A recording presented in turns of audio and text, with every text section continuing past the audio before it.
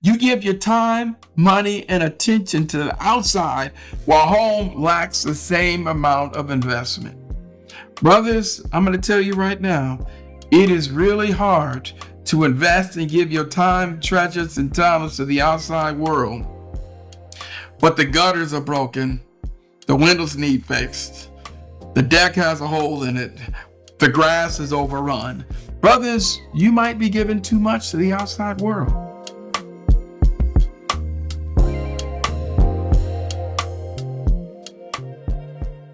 Welcome to the Dr. G.O. White Show, where we turn down the noise of the world and tune in to what really matters, the family and the meaningless of brotherhood and fatherhood.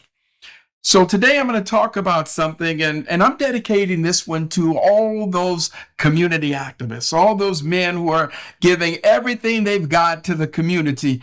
I'm dedicating this to all you brothers who are making an impact. You're mentoring, you're active in your organizations. You're doing everything that there is possible to do to change the community because you are what I like to call a community activist.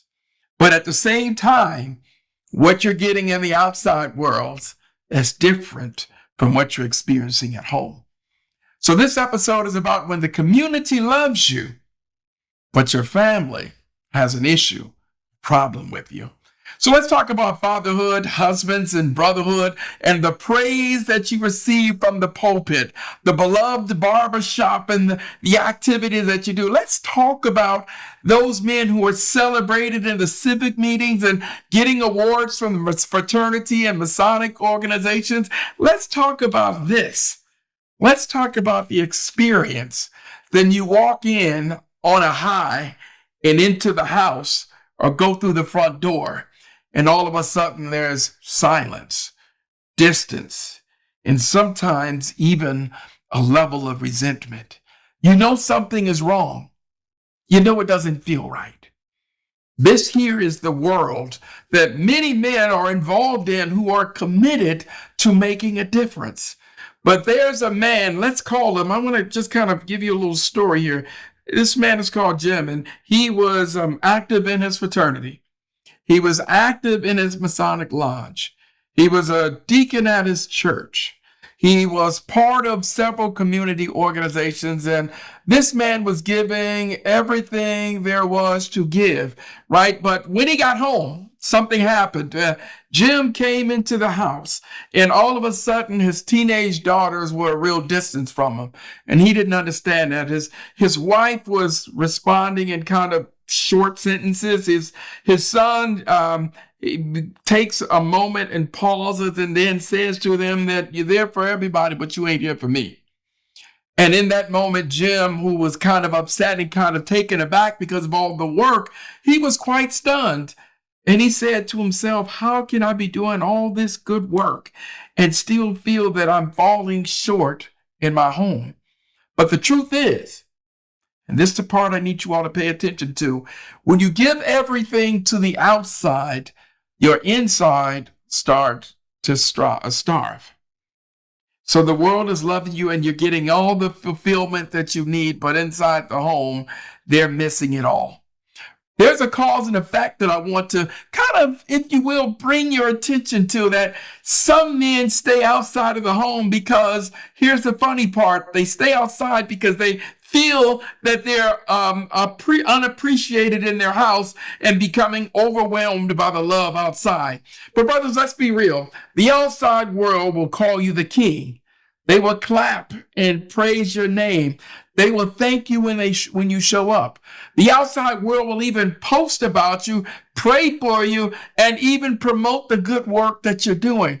But inside the home, that's where the true life lives. Here, the dishes are done. Here, the attitude is cold. In here, the affection is low. In here, your work is not celebrated. And you're confused. And you begin to even develop to some degree an attitude that they just don't appreciate the work. You try to invite them out to the community with you. You get out there, but everybody's praising, supporting you, and they're seeing the high that you're giving. But sometimes in all that work, you fail to even acknowledge your own family. So some men slowly begin to see what this is doing. Why? Because they do what's easiest. They stay outside where the applause are louder. They stay outside where the recognition lives. And what does that community involvement becomes? It becomes the other woman for them. They're getting all where the love is diminishing in the home. The other woman, meaning this community, is giving you everything that you think you're missing. She praises you. She sees you when you walk in the door. She doesn't challenge you and doesn't pose questions about what you're doing or why you're doing it. She just gives you all the attention. So I'm calling the community like the other woman. So gentlemen, yes, you're present. I see all the research that takes place. And oftentimes when you look and study research, they often talk about the present and the absent fathers. But what they don't pay attention to is that even sometimes when the men are in the home, they're still absent. So this is the challenge that I want to pose to you, brothers, where I want to really challenge you all to kind of slow down. Now, let me give you all the historical context here and just ride with me on this.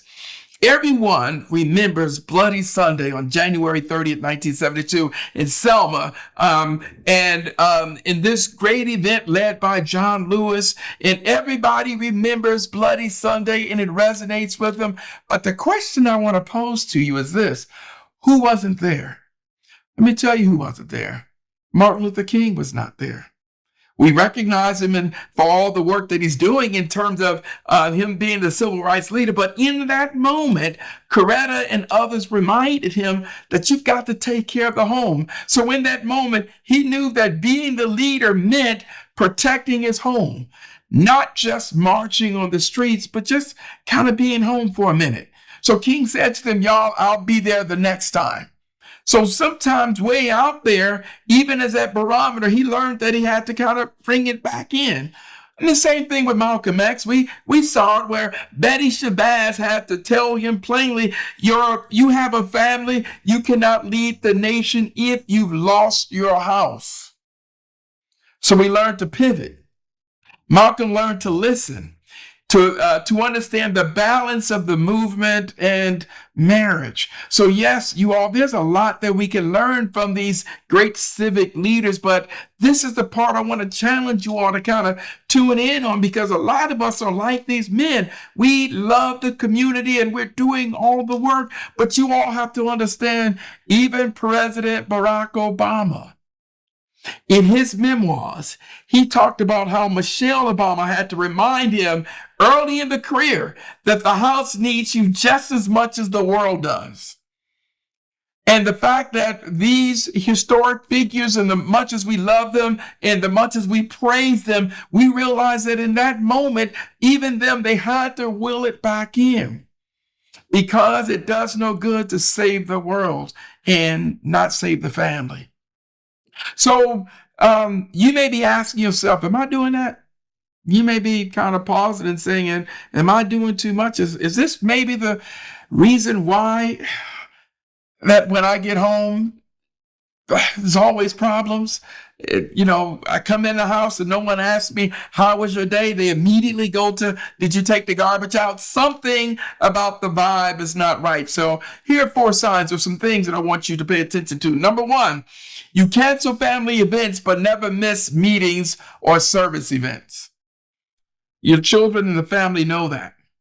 Number 2, you're emotionally available for others, but shut down at the home. So what I'm saying here is that your tolerance for the community and for the work, that you reach a point where you love some people in the community more than they love you. So your tolerance is very high for what's happening outside, but then that tolerance diminishes when you get home. You may very well be given too much, or you may very well, another way to put it, the balance may be off, right? Number 3, you pour wisdom into strangers but barely talk to your own children. I need you to understand, they see that. You may be that school teacher and those kids love you, but then as soon as your own child comes around, he's standing off to the side or she's standing off to the side distance. Your kids in the school are pulling all over you. Oh, Mr. James or Mr. Dunson is the best teacher that I've ever had, and everyone loves you and praises you, but you never heard any of that, or you've never seen any of that in your home. You might be giving too much. The balance might be off. How about this one? You give your time, money, and attention to the outside while home lacks the same amount of investment. Brothers, I'm going to tell you right now, it is really hard to invest and give your time, treasures, and talents to the outside world. But the gutters are broken. The windows need fixed. The deck has a hole in it. The grass is overrun. Brothers, you might be giving too much to the outside world. You'll know it not by what anyone says, but you'll know it by their actions. So brothers, all the great work that you're doing in the outside world and all the tools that you've learned, and I'm going to tell you, I've seen this in men who are attorneys. I've seen this in men who are doctors, who are educators, who are garbage men, who are bus drivers. I've seen it in all these types of men where the balance is off. But I need you to understand that the tools that you use in the outside world are not designed for the inside. The inside requires so much more. You, believe it or not, were not designed for the outside world, but for the home. So, brothers, I'm going to invite you and push you to begin to make a turn. I'm going to challenge you to begin to reinvest in your home, right? And that's by talking to your family and polling them and saying, the most powerful thing that you can do is say, y'all, how am I doing? You also know, let me just say this, you also know that your investment outside might be a little high. When you say to your parent, your family, your children, your spouse, you know what, I think I'm going to stay home. I don't feel like going to the meeting. And everybody gets excited. I need you to pay attention to the excitement. That makes a big difference. So these are some things that I want to offer up to you in your effort to reinvest. Number one, and this is kind of probably the most difficult one. Start saying no to the outside world. It's okay for you to say no, but start saying yes to the home. You'll be surprised that if you tell someone no, you'll be surprised that it doesn't change anything in the outside world. You'll be surprised to know that they'll just get another person. You will slip if you think that they need you. They don't. They just benefit significantly from you. So practice the art of saying no and practice the art of saying yes to the family and the children. And I'm going to tell you to be random. So number two, don't make the promises that you're going to stay. What I need you to do is that I need you to be random and to be intentional. I need you also to pay attention to how your family responds when they hear the phone ring. When you answer your cell phone, they're listening. They don't care what the conversation is about. They're listening for you to say, yeah, I'll be there. Versus, no, I can't make it. So I need you to prioritize that. Number four, should I say, schedule intentional family time. Weeks time or weekday is your sacred moment. I'm going to tell you this right now. Nothing's more important than when your children and your spouse can anticipate a family time. For me, it's my Fridays. It's my Friday night lights. The running joke in many of my friends is that everyone has come to understand you cannot reach me on Fridays.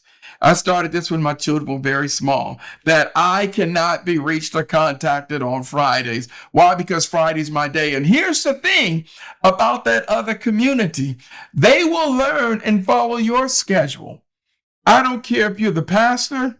I don't care if you're the worshipful master of the lodge. I don't care if you're the president of your organization. It makes a big difference when they can see these differences in you. So I'm going to tell you, set aside that time. Be intentional. Schedule the family time. Everyone will learn that whatever day you designate, they will learn that they cannot reach you on that day. This is about your investment. and you know your investment is beginning to occur, then when the outside community say, you know what, I called you on Friday, but yeah, I mean, I knew you wasn't going to answer the phone. Yes, you weren't available. Yeah, I was at home. These are some things that I'm going to offer up to you. Focuses on the investment of the health and well-being of your own family. Check in emotionally. Don't just be home, be in the home is another one I'm going to offer up to you. So that means that you can't have the excitement that you experience and witness outside, and then when you get home, you shut your door, you close the door, you want to go to sleep. I mean, when you get home, the reinvestment is give that same amount of energy, the same amount of time, the same amount of attention, give it to the home, create a family tradition, create games, do those things that when the family has you, they're experiencing you. And ask your family, what do y'all need from me that I haven't been giving? You'll be surprised if you pause for a moment and then listen. We don't do that enough, men. We don't ask, what do you need from me, family? We don't ask, how am I doing? I'm telling you, there's something very powerful that comes with the check-ins. This, brothers, in the world of fatherhood is critical. So let me go ahead and land the plane and kind of revisit some of these key points, right? And brothers, remember and notice each of these pieces that I'm saying. Number one, you can't heal the world if your house is bleeding. Number two, pause, right? The applause outside of the home should never drown the silence on the inside. Let that one resonate for you. Honor is only real when it exists at the home and in the world. But if it's happening in the world, but not in the home, there's imbalance. Also, your greatest title is not president or deacon or worshipful master. It's dad. It's husband. That's the one. And finally, balance isn't about equal time. It's about equal intention. So brothers, there's nothing wrong with giving to the community. But make sure your first ministry, your first outweighs your fraternity and your first family club. Your family is your priority. Number two, also, brothers, just keep this in mind as we close, that your home loves you and the community loves you. That's the legacy. That's the balance. And that is the frequency of fatherhood. So until next time, stay strong, stay present, stay balanced, stay connected. I'm Dr. G.L. White, and I'm promoting peace, purpose, and your presence. Thank you.